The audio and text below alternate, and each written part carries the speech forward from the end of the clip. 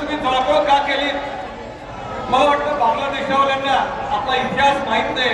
तिथं एक छत्रपती संभाजी मारला जातो तेव्हा हजारो आपला जीव देण्यासाठी संभाजी तयार होता. त्या देशाचा एक इतिहास आहे की एक चिटवायचा असायला अटक होता प्रभू दिसतात. त्यामुळे कुणी कितीही आक्रमण केली आणि ही संस्कृती संपवायचा प्रयत्न केला. दुःखाची गोष्ट धर्माचे हिंदू, बौद्ध, जैन आणि शीख हे सारेच आपल्या हिंदू आहेत. हे 30% होते आणि आज दुर्दैवाने 2024 मध्ये तिथे फक्त 8% एवढीच लोकसंख्या उरलेली आहे. पाकिस्तानामध्ये 1947 मध्ये आपली 4500 मंदिरं होती. श्वास घेत उभे अशा प्रकारे मानवी अधिकारावरती या दोन्ही देशामध्ये उल्लंघन केलं जातं. आपल्या मानवी प्रथांचं पालन करणं आणि तेही इस्कॉन सारखी संस्था जगभरामध्ये ही काही फंडामेंटली संस्था नाही.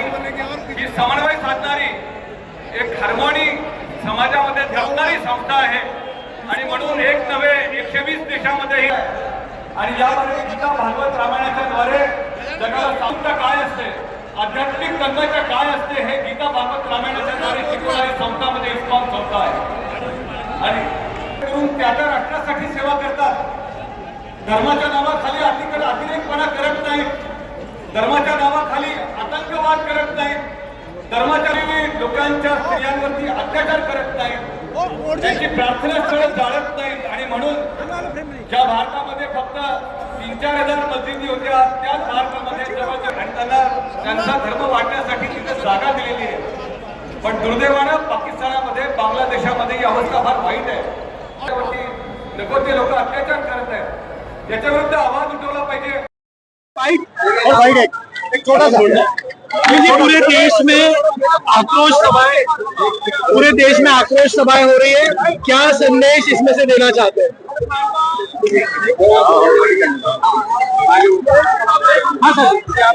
देश में बहुत सारे लोग, समाज में सभी प्रकार के लोगों का आक्रोश है और समाज की सारी धार्मिक, आध्यात्मिक संगठन जो है वो सब मिलकर ये सारा आक्रोश में व्यक्त कर रहे हैं.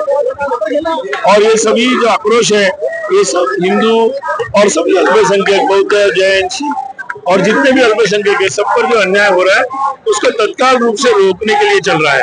तो मुझे लगता है कि ये आवश्यक था और देश में सभी लोगों ने इसमें पहल की है. बहुत ही अच्छा. सरकार की ओर से भी प्रयास चल रहे हैं, क्या वो काफी है? चलिए बातचीत से ऐसे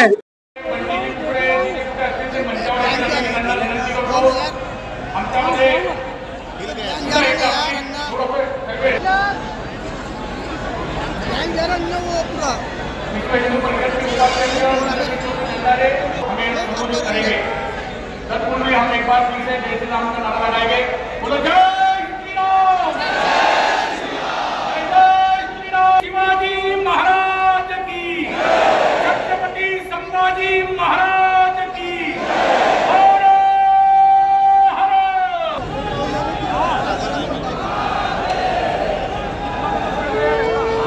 ज्या महामंत्राच्या जोरावर कृष्ण कृष्ण हरे हरे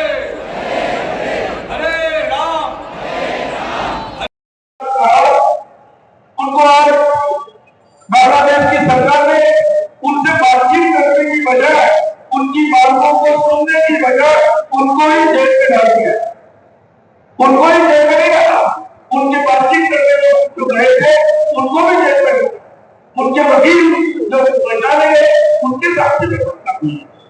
और इसलिए ये लोग केवल औपचारिक तरीके से बात नहीं करते, अत्याचार की सीमाएं लाते हैं. ये बहुत अच्छी बात है. इस बार बांग्लादेश के हिंदुओं ने हम सब लोगों को एक बहुत प्रेरक बात बताई है. वो ये है, उन्होंने ये तय किया बांग्लादेश के हिंदुओं ने कि हम यहाँ से भागेंगे नहीं. हम यहाँ से भागेंगे, हम यहाँ से भागेंगे. उन्होंने तय किया और इसलिए जहाँ भयंकर मतलब कोई सहारा नहीं था, लेकिन वहां उनका सहारा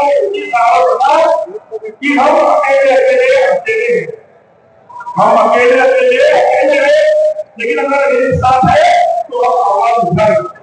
और हम लोग देख रहे ये भयंकर विपरीत परिस्थिति में भी बांग्लादेश के हिंदुओं ने आवाज उठाई। जगह जगह उनके घर में गाँव वो कम संख्या में होंगे, लेकिन बड़े जोश के साथ निकलेंगे। उनके ऊपर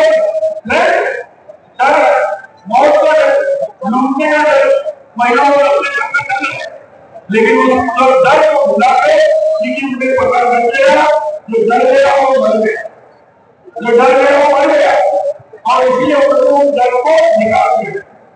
ये मुझे लगता है कि पूरे दुनिया के लिए एक बहुत बड़ी मिसाल हमारे बांग्लादेश के हिंदुओं ने खड़ी की। और आज इसलिए शांति से पूजा पाठ हरे राम हरे कृष्ण करने वाले इस्कॉन के हमारे सन्यासी, हमारे साधु, वो सारे लोग भी रस्ते पर आए, क्योंकि अगर हम समाज, हमारा धर्म, हमारी परंपरा, हमारी अस्तित्व, हमारी सुरक्षा और बचेगा। और इसलिए ये बहुत ही महत्वपूर्ण बात है। आज हम इस बात को निश्चय करते हैं कि निश्चित रूप से बांग्लादेश के हिंदुओं के साथ न्याय होना चाहिए। वहां की सरकार ये सुनिश्चित करे कि उनके अत्याचार हो रहे बंद हो, जो दोषी है उनको सजा निश्चित रूप से मिले। वैश्विक समुदाय ये ध्यान दे कि हमें ऐसी अन्यायकारी बांग्लादेश की सरकार की मदद में खड़ा पड़ेगा, और जो अत्याचार हो रहा है उसके लिए पूरे विश्व के शक्ति को खड़ा होना पड़ेगा। आज और निश्चित रूप से भारतीय को ये प्रयास भी करना जरूरी है कि वो भी विश्व के देशों से ऐसे लोगों से बात करें और एक विश्व अभिमत उठाए, ताकि सारे लोग मिलकर ये अत्याचार को तत्काल रूप से समाप्त करें। आज ये समय की आवश्यकता है, और मुझे विश्वास है कि आज जो आवाज दिखाई है पूरे देश में उठ रही है, इसका परिणाम जरूर होगा और निश्चित रूप से हमें न्याय मिलेगा। मैं इससे बस यही कहना चाहता हूँ कि हम संकल्प को दोहराए, तो हम सब अच्छे से जा सकते हैं, हम लोग आगे जा सकते हैं। और इसके लिए आज मुझे एक बार जरूरत है। भारत माता की, भारत माता की, भारत माता की।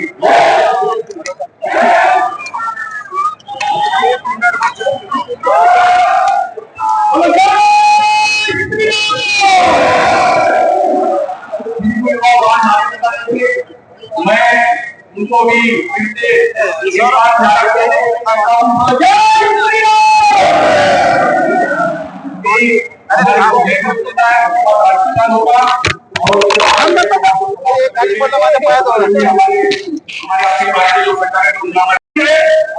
कि हम लोगों का संदेश एक रैली के संदेश का हमारा संदेश जारी रहेगा, हर तरीके से जारी रहेगा। सबसे बांग्लादेश के एक हिंदुओं को, जड़ों को, सभी को न्याय नहीं मिलता, तो ये संदेश जारी रखना पड़ेगा।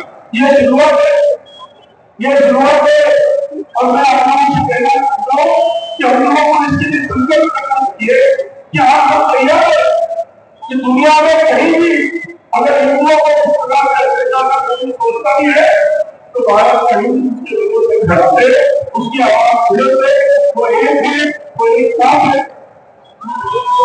और भारत माता की जो पहचान है उसको अगर हम मूर्ति करवाए जब हम एक है, और भारत माता की जय की आवाज तो सुनेगी जब हम सब एक है। और इसलिए आज ये बात निश्चित है कि भारत सरकार और जगह ठोस प्रयास करे। आज भारत के विदेश मंत्री बांग्लादेश गए हैं, आशा है कि बातचीत से बात करेगा, न निकले तो और भी उपाय करना पड़ेगा। लेकिन बात और लंबे जैसे कई बार होता है कि यूरो ने हमारे पाकिस्तान कश्मीर का मुद्दा यूरो गया था, बहुत सारे कुछ नहीं हुआ, विड्रॉल खत्म हो गया, फिर हमें हमारे सरकार को ज्वाइन किया गया। इसलिए ये बात भूल गए कि कोई और हमारे प्रश्नों का समाधान करेगा, हमारे प्रश्नों का समाधान हमें करना पड़ेगा।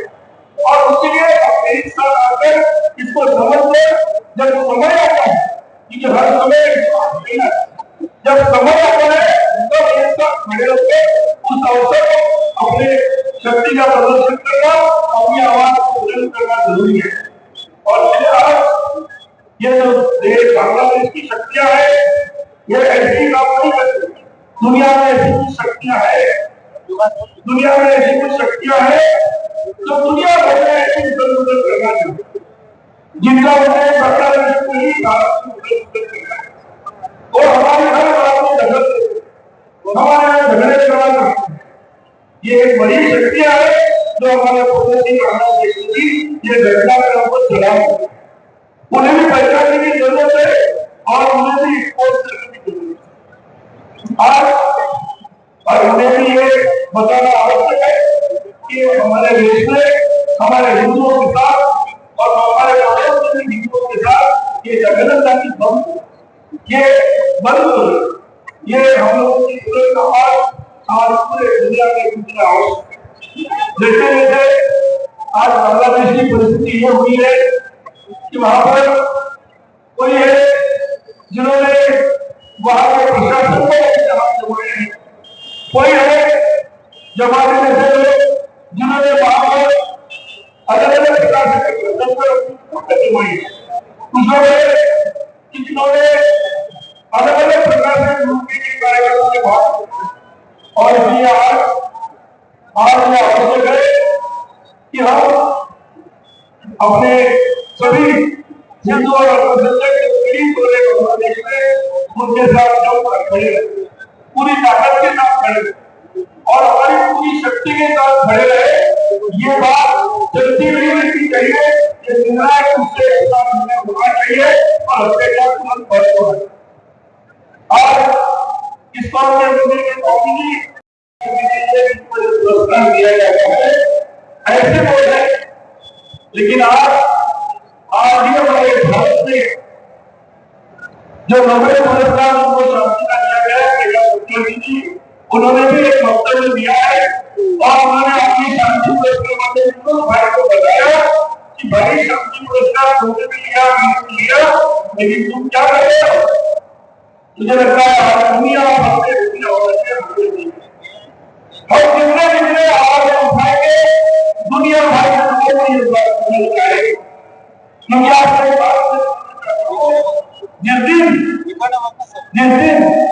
जिस दिन यूनुस जी ने शपथ ली, उस दिन दुनिया भर के 92 नोबेल पुरस्कार वालों को तुरंत बधाई। जैसे कि वो प्रतीक्षा करते थे कि हमारे होगा हिंदुओं का अत्याचार होगा और उसके बाद यूनुस भाई आएंगे और तैयारी होती है और बड़े बड़े विश्व के नेता ऐसे 197 इतने नेताओं ने उनको तुरंत सपोर्ट किया है, उनको बधाई दी है।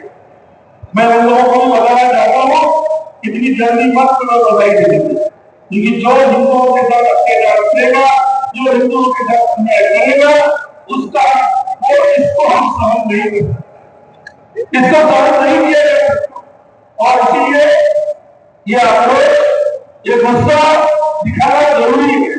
ये एक दिन दिखाने से नहीं होगा, ये भारत चलनी चाहिए, परिणाम होगा, निश्चित होगा।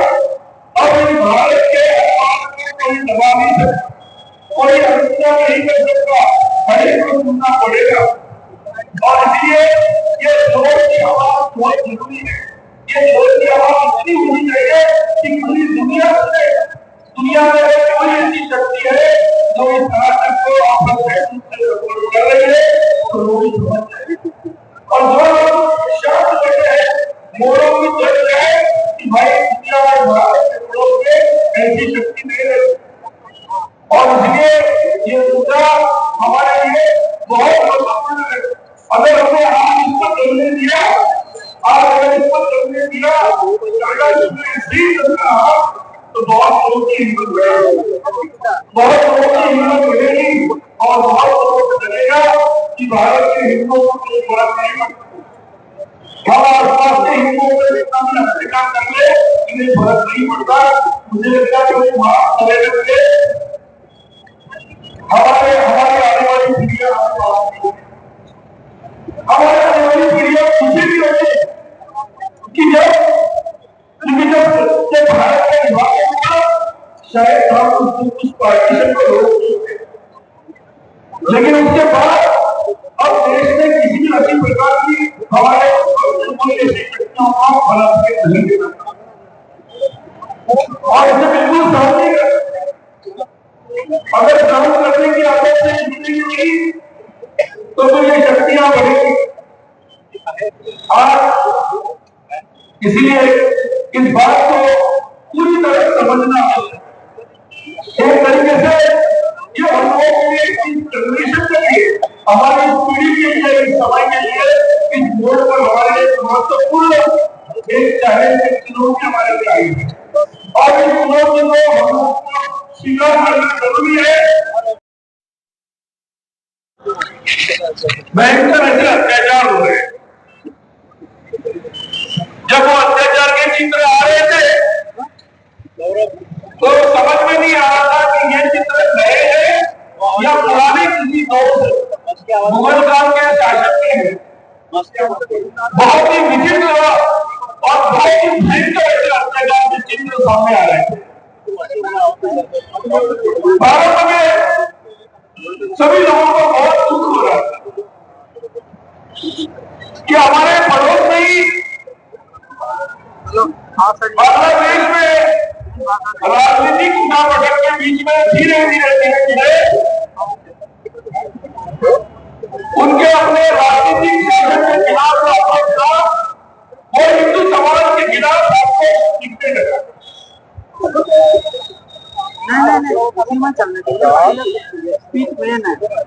कितने सारे मंदिर लूटे गए, जलाए गए, कितने सारे महिलाओं पर अत्याचार हुए और एक डर का माहौल पूरे हिंदू समाज में उत्पन्न किया गया। लेकिन हम लोग दुखी सब लोग हैं कि ये क्या हो रहा है, ये क्यों हो रहा है। लेकिन आवश्यकता यह है कि केवल दुख से नहीं चलेगा, सारे हिंदू समाज को, भारत के सभी लोगों को गुस्सा आना चाहिए। इस बात पर गुस्सा आना चाहिए और वो गुस्सा कब आता है, दुख कब होता है जब हम उनको हरा लाते हैं। मुझे लगता है कि मैं यहाँ से कहना चाहता हूँ कि भारत का जो हिंदू समाज है, वो केवल भारत के हिंदुओं को नहीं, बांग्लादेश के, पाकिस्तान के, अफगानिस्तान के जहां भी हिंदू रहते हैं उनको अपना मानता है, अपने हिंदू और जब हम उनको अपना मानते हैं तो अपनों के लिए दुख तो किया जाता है, लेकिन दुख से आगे बढ़कर जब अत्याचार बढ़ते हैं तो गुस्सा भी आना जरूरी है। और मुझे लगता है इस सभा में वो लोग आए हैं जिनको इस घटना से गुस्सा है। मैं आपसे पूछना चाहता हूँ, क्या आपको केवल दुख हुआ है गुस्सा? ये गुस्सा केवल हम तक सीमित नहीं रहना चाहिए।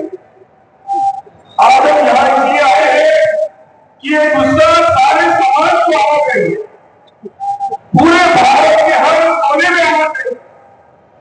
और ये गुस्सा केवल एक किसी जाति से आना नहीं होगा, हिंदू समाज में सभी को ये गुस्सा आना चाहिए।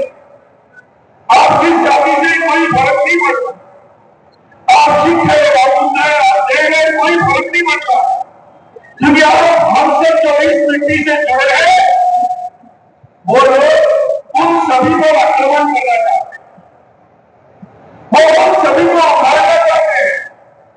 वो बांग्लादेश के हिंदुओं पर आक्रमण नहीं कर रहे, वो मंदिरों पर भी आक्रमण कर, और हमारे देवताओं पर आक्रमण कर रहे, चाहे वो हुआ हो, चाहे भगवान कृष्ण की मूर्ति हो, चाहे भगवान राम हो, हमारे आराध्य है। उन सभी मंदिरों पर वो उनके लिए मूर्तियां होगी, लेकिन हमारे लिए वो मूर्तियां नहीं, हमारे लिए वो भगवान है, हमारे प्राणों से भी प्रिय भगवान है। और इसीलिए ऐसा आक्रमण वो केवल बांग्लादेश के हिंदुओं पर या बांग्लादेश के मंदिरों पर नहीं है, वो केवल इस्लाम के मंदिर पर नहीं है, वो उनका जो सपना है, जो लोग ये आक्रमण कर रहे हैं, उनका सपना इस दुनिया के हिंदू शक्ति को, सनातन शक्ति को उखाड़ना चाहते हैं। ये उनका मिशन नया नहीं है, ये उनका मिशन पुराना चल रहा है। 1947 के पहले पूरे देश में ऐसा ही हुआ था। हमें भूलना नहीं चाहिए। कई बार हम लोग भूल जाते हैं बहुत सारी बातें। हमारे देश में ऐसे नेता भी है, हमारे देश में ऐसे लोग भी हैं सार्वजनिक जीवन में जो हमेशा हमें बोलते हैं भूल जाओ, भूल जाइए। भाई हम तो भूलना चाहते हैं, हम भूलना चाहते हैं। जब भी हम कभी भूलना चाहते हैं तो कोई आतंकवाद की घटना होती है। जब भी हम भूलना चाहते हैं तो कोई गाय को काटता है। जब भी हम भूलना चाहते हैं कोई कश्मीर में आतंकवाद मिलता है। जब भी हम भूलना चाहते हैं हमारे भारत की सीमा में आतंक दूसरे की आ जाती है। जब भी हम भूलना चाहते हैं हमारे शहर में रहते हैं और इसलिए हम भूल नहीं सकते। जब कभी हम भूलना चाहते हैं पाकिस्तान के मंदिरों में ऐसी घटना होती है। जब हम भूलना चाहते हैं तो अफगानिस्तान के गुरुद्वारों पर हमला होता है, वहां के हमारे सिख बंधुओं को पवित्र गुरुद्वारे के साथ भारत से संवाद करने का काम हमें करना पड़ता है। जब भी हम भूलना चाहते हैं तो बांग्लादेश में 47 को हम भूल गए, लेकिन फिर 71 में फिर से वो घटना होना ही नहीं। फिर से हम इसको एकत्र करते हैं, फिर से उस समय भी हमें गुस्सा आया। हम सहन कर पाए की वो शक्तियां कमजोर हो गई, लेकिन इतने वर्ष बीत गए, हमें यह समझने की जरूरत है। इतने वर्ष बीतने के बाद भी ऐसा लगा था कि बांग्लादेश में कट्टरपंथी शक्तियां कम हुई है और जो भारत के साथ दोस्ती रखने वाली, हिंदुओं के साथ जीने वाली बांग्ला भाषा सभी लोग शक्तियां बढ़ गई है। कुछ समय के लिए ऐसा दुश्मन था, लगा था कि बांग्लादेश में सुबह बढ़ गई है, बहुत सारे लोग आ रहे, लेकिन ये सच नहीं था। ये ऊपर की कहानी थी और इस बार वो सच सामने आ गया कि ये ऊपर का है। अंदर से वो कट्टरपंथी शक्तियां हमारे पड़ोस में बांग्लादेश में और उन्होंने ये खेल खेला है, लेकिन उन्होंने ये खेल खेला है, उन्हें ये ध्यान रखना चाहिए कि भारत के सारे हिंदू का भारत उनके साथ है। आज मुझे लगता है हम सब लोग सवाल आए हैं और ये हम देश भर के हाथ चलानी हो रहा है। आज दिल्ली में हुआ, आज कल हैदराबाद में हुआ है, दक्षिण में हैदराबाद में हुआ है, देश के हर पूरे के हर गली में जैसे आप आए थे, जगह जगह पर हिंदू समाज आगे आ रहा है। सब हिंदू समाज सभी लोग मिलकर हिस्सा कर रहे हैं। ये आवाज सुन रही है। अगर मैं कहना चाहता हूँ बांग्लादेश की सरकार से कि इस आवाज को कमजोर न करिए, इस आवाज को कोई हल्के में न ले। ये बात भी हमें समझनी पड़ेगी कि बांग्लादेश में आप टेम्पररी तत्कालीन सरकार बनाई, जो सरकार हिंदुओं को होने वाले अत्याचार को रोक नहीं पाई।